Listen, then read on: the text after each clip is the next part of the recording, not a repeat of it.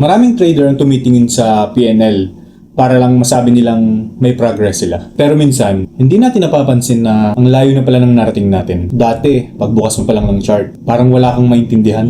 Ngayon, marunong ka lang magbasa ng market. Dati, sa bawat pasok mo sa trade, bawat setup mo, takot na takot ka pag may entry ka. Ngayon, mas kaya mo nang hawakan yung emotions mo. Dati, isang losing trade lang, sira na agad yung buong araw mo. Ngayon, natutunan mo na siyang tanggapin na alam mo, na parte talaga siya ng journey.